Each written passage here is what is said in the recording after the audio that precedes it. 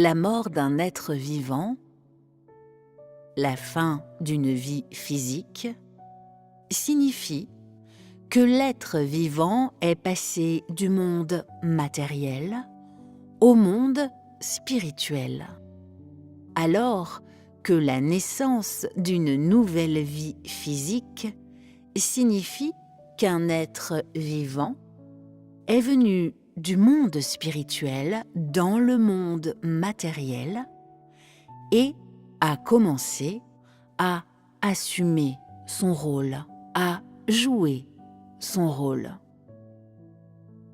Que ce soit le départ ou l'arrivée d'un être, les deux sont inséparables du travail du monde spirituel. Lorsque quelqu'un arrive dans le monde matériel, des définitions et des arrangements appropriés ont déjà été faits par Dieu dans le monde spirituel au sujet de sa famille, de son époque, de l'heure de son arrivée et du rôle qu'il joue. Et ainsi, toute la vie de cette personne, ce qu'elle fait et les chemins qu'elle emprunte, se déroulent selon les arrangements du monde spirituel sans la moindre erreur.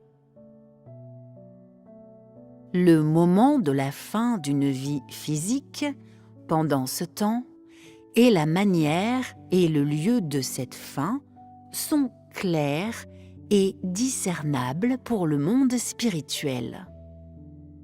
Dieu domine sur le monde matériel et il domine sur le monde spirituel.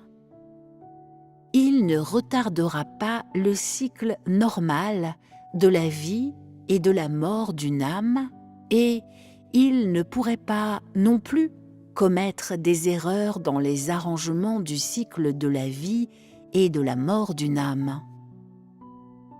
Tous les huissiers au poste officiel du monde spirituel exécutent leurs tâches et font ce qu'ils doivent faire selon les instructions et les règles de Dieu. Et donc, dans le monde de l'humanité, tout phénomène matériel contemplé par l'homme est ordonné et pas du tout chaotique. Tout cela est à cause du règne ordonné de toutes choses par Dieu. C'est aussi parce que l'autorité de Dieu domine sur tout et tout ce sur quoi il domine comprend le monde matériel où l'homme vit et, en plus, le monde spirituel invisible en arrière-fond de l'humanité.